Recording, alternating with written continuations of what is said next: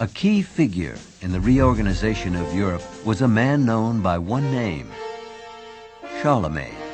The coronation of Charlemagne is a much debated moment in history. I remember in my German history book, the chapter on antiquity ended with, on Christmas Day of the year 800, Charlemagne was proclaimed emperor, and the next sentence was, the Middle Ages began.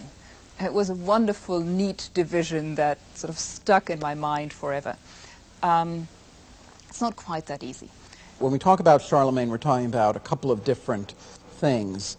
One is certainly a man who, for a brief time, seemed to have revived the Roman Empire for real after over 300 years of its being just really a memory. He is, in some respects, the first one who conceives of the idea of a united Europe under a kind of one single leader.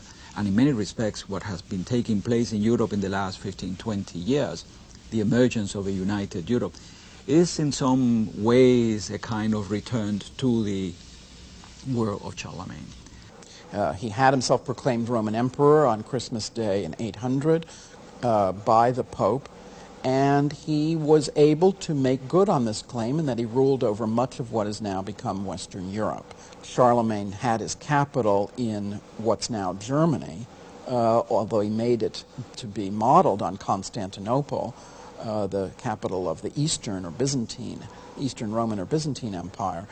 Still, the fact that it was in Germany shows you that this was, in some sense, not really very Roman. While Charlemagne is known for his military and political leadership, he also brought a renewed sense of culture to medieval Europe.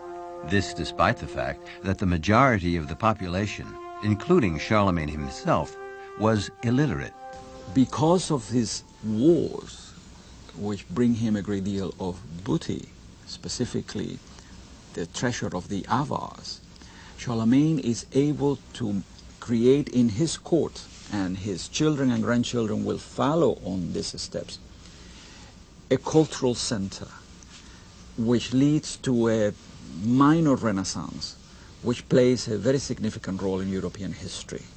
You could say that without the achievements of Charlemagne, which are not necessarily all warlike, there would not be a Europe today as we know it.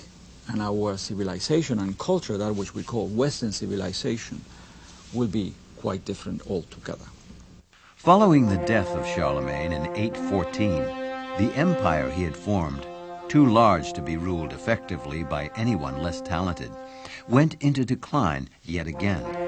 What once had been considered a single empire broke up into small regions whose rulers wielded more power than their emperors. At the same time, the frontiers of Western Europe were again being invaded, this time by the Norsemen from the north, the Muslims from the south, and the Magyars from the east.